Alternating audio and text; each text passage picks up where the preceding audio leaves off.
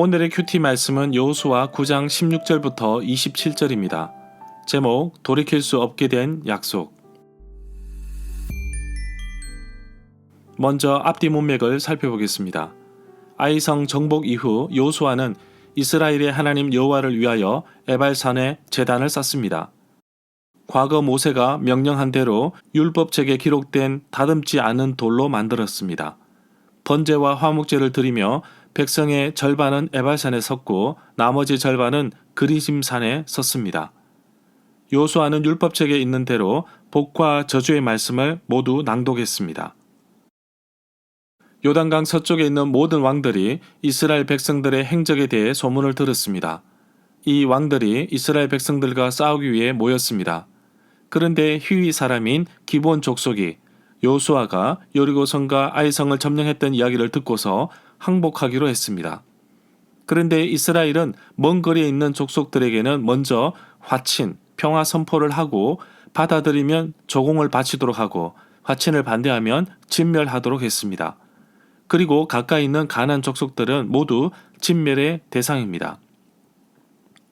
그러니 기브온 족속의 사람들은 마치 멀리서 온 사람처럼 속임수를 쓰기로 했습니다.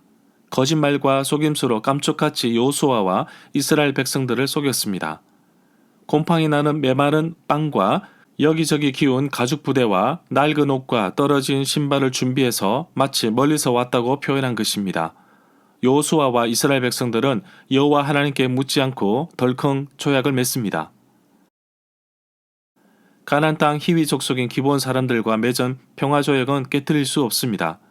그렇게 보는 이유는 하나님 앞에서 조약을 맺었기 때문입니다.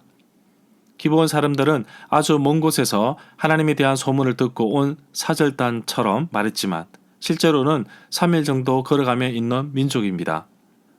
조약에서 끝나지 않고 이스라엘 백성들은 기브온 족속을 공격하지 않기로 하는 대신 속임수의 대가로 이스라엘의 종, 노예가 되어 나무와 물을 공급해주는 일꾼이 됩니다.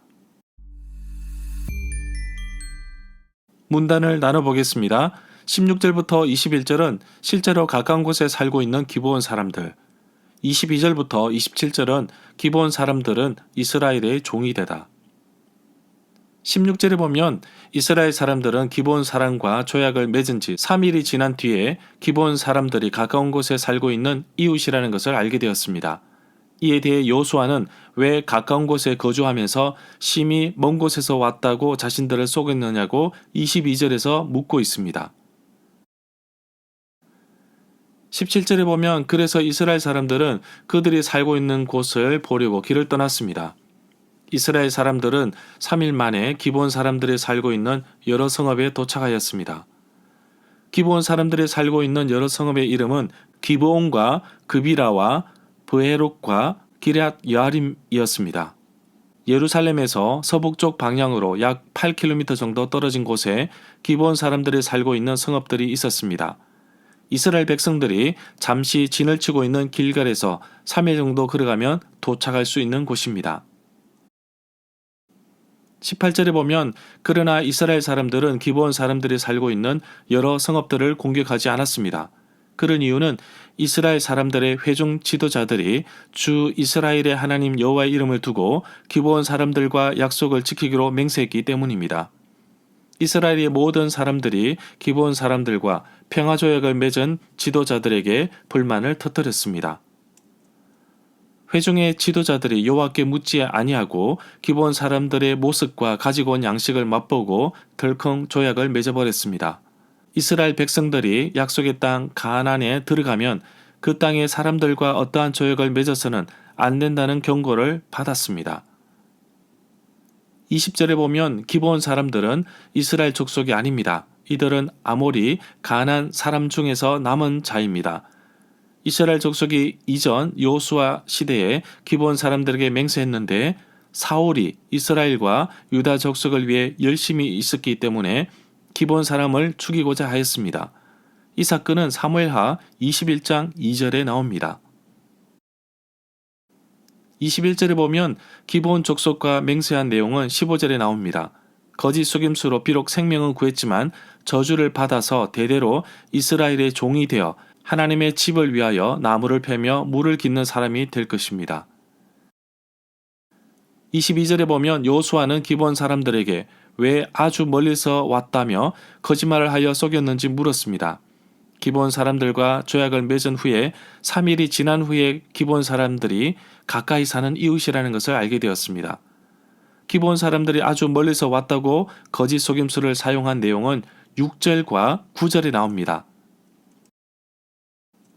23절에 보면 기브온 사람들은 이제 이스라엘 사람들의 영원한 종이 되었습니다. 진멸의 대상에서 벗어나고자 하였지만 이제는 여호와께 속한 사람이 되었습니다. 성소에서 일하는 사람이 되었습니다. 기브온 사람들이 원해서 맺은 조약인데 이 조약의 유효가 이스라엘 나라와 맺은 조약이 되어 사무엘하 21장 1절부터 9절에 중요한 역할까지 하게 됩니다. 24절에 보면 기브온 사람들이 이스라엘을 속일 수밖에 없었던 까닭은 자신들이 이스라엘의 하나님 여호와께서 자기 종 모세에게 명령하신 것이 참으로 사실이라는 것을 우리가 알았기 때문이며 이러한 소문을 알고 있었다고 합니다. 또 여리고에 살고 있는 라합의 이야기를 들어보면 이미 가나안 땅에 이스라엘에 대한 소문, 하나님께서 하신 일이 퍼져 있었고 두려워하고 있었다는 것을 알 수 있습니다. 27절에 보면 기브온 사람들은 목숨을 구한 대가로 여호와의 성전에서 나무를 패고 물을 깃는 사람들이 되었는데 계속해서 제사를 드리기 위해 나무, 장작을 패야 하고 물을 길어야 했습니다. 상당히 힘들고 어려운 일입니다. 역대상 9장 2절과 에스라 2장 43절, 8장 20절과 느헤미야 7장 60절, 11절 3절에서는 기브온 사람들을 너디님 사람으로 소개하고 있습니다.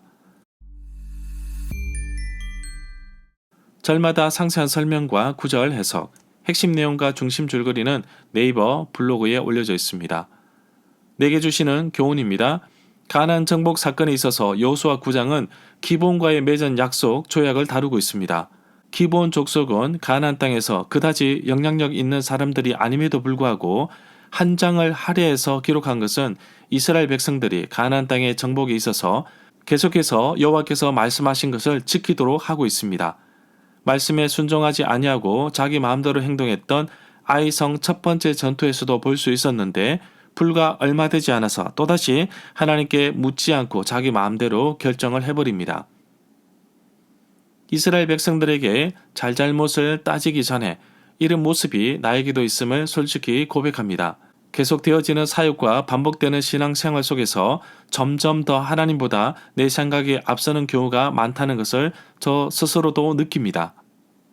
아이성 정복에서 뼈아픈 깨달음을 경험하고서도 반복해서 실수를 하게 되는 것이 사람인지라 어쩔 수 없다고 하지만 훈련과 연습을 통해서 고칠 수 있습니다.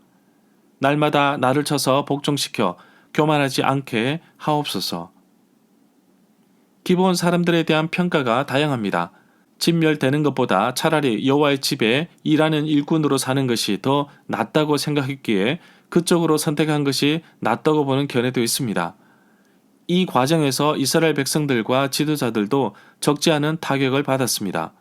기브온 사람들의 거짓 속임수 때문에 하나님 앞에서 여호와의 이름으로 맹세한 것을 깨뜨리지 못하기 때문에 어쩔 수 없이 지켜야 하는 의무감도 보입니다. 오늘날 그리스도인의 모습 속에서도 너무나 경솔하게 살아가는 모습이 있을 수 있습니다. 하나님의 자녀로서 삶을 살아갈 때 다른 사람과의 약속도 성실하게 지켜야 하고 또한 하나님과의 약속, 서원도 반드시 지켜야 하고 경솔히 행하지 않도록 나 자신을 잘 돌아봐야 합니다. 하나님께 약속한 것이 있다면 그리고 사람들과의 약속한 것이 있다면 그것을 잘 지키는 것이 그리스도인의 본분이라 할 수 있고 그 행동과 결과로 그 사람을 평가하듯이 세상 사람들은 나의 그런 모습을 보고 하나님을 보게 됩니다. 나는 창문입니다. 세상 사람들이 하나님을 바라보는 창문이기에 나의 삶 속에서 하나님과 사랑과의 약속을 충실하게 잘 지키는 그리스도인이 되기를 간절히 소망합니다.